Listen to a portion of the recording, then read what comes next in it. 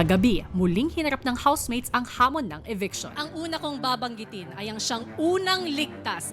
Ang housemate na yon ay ikaw.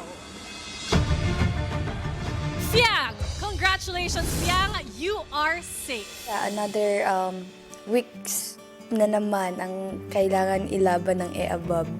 At syempre kuya, itong mga weeks na to, gagamitin ko to para sa positive way lang. Lahat ng part ng ugali ko na pagiging positive ko, yun lang yung ilalabas ko.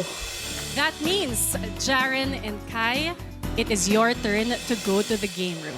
You are safe tonight. Kai, congratulations, Kai. That means, Jaren, I'm sorry you have just been evicted from the Big Brother house. Stay strong, stay strong. Sina Rain at Binsoy, emosyonal at kabadong naghihintay kung ang best friend pa nga ba nila ang makakabalik. Kuya, I'm very happy po, Kuya. Kaya's back. Kasi I really believed in her, Kuya, na she'd come back, Kuya. Di pa siya nag-sink in, kuya, na nandito pa ako. And I'm so grateful. I'm shocked. But kuya, I'm so grateful kasi I'm still here po, kuya, sa bahay niyo. Mabigat ho yung nararamdaman ko dahil alam mo naman ho kuya na si Jaren ho ay malapit ho sa akin. Sa tuwing nalulungkot ako kuya, nandyan ho si Jaren para i-motivate ho ako kuya. Siguro yun ho yung malaking magbabago para sa akin kuya. Wala na akong magsasabi sa akin na okay lang yan.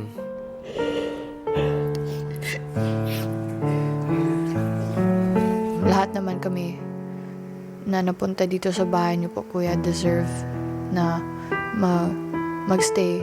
Pero, the end of the day, kuya, I have to believe in myself. Kahit na if I think other people deserve it more than I do, walang lalaban for me other than myself.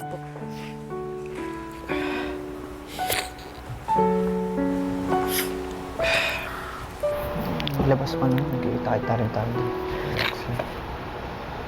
Siguro kuya, harapin ko na lang to sa pamamagitan ho yung sa mga sinabi niya dun po sa akin. At dalang-dala po yung mga pangarap ko para sa pamilya ko kuya. Dahil sabi ko ni Jaren sa akin, kung siya man daw yung lalabas, o kung mauna man lumabas man daw siya kuya, lumaban ho ako para sa sarili ko at para sa pangarap ko kuya. Yun po. Focus lang, focus. Laban lang. Saka hindi naman magbabago yun si Jaren. Makakilala mo yun sa labas. Ikaw babalikan yung pagkatapos itong season. Ilang saglit pa, tinipon ni Kuya ang lahat para sa isang mahalagang anunsyo. Housemates, Kuya.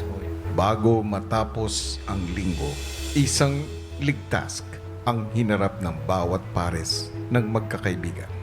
Ito ay nagresulta sa pagkakaligtas ni Kai, ni Fiang at ni Colette. Ngunit ang naging mabigat na palit ay ang pagkakalagay ng apat sa inyo sa alanganin. Dahil dito, nais kong ipaalam sa inyo, Binsoy, JM, JP at Rain, kayo ang bubuo sa listahan ng mga nominado ngayong linggo. Kabado, Kuya, kasi konti na lang po kami here. So, I'll do what it takes po, Kuya, to keep my spot. Sa linggong to, ataw lang tayo. Tunahin pa natin sarili natin. Hindi natin control na Yo, enjoy lang. Tao may control. May pangamba kuya, may kaba. Hindi ko mawawala yung kapag napabilang na ho sa mga nominado. Lalo't kakaunti na nga ho kami dito na siyang prepareso kami lumalaban para sa pangarap ho namin. Yeah! Nomi na po. Tatatlo na lang tayo. Nominated pa tayo. Anak ng baka. Para sa akin kuya, wala naman ng ibang paraan ko eh. Hindi enjoy mo na lang. Kumbaga nominado na po kayo eh. Wala na po akong ibang gagawin kuya. Hindi enjoy na lang po kuya. Napakita ko naman na kung sino talaga ako dito sa bahay niyo po. Bisa na kuya. Mabigat ang mga gaharapin niyo sa susunod na araw. Gagalingan ko na lang po ngayong linggo kuya. Kasi nga para mas mapatunayan ko yung sarili ko na mas manatili dito kuya. Kaya yan.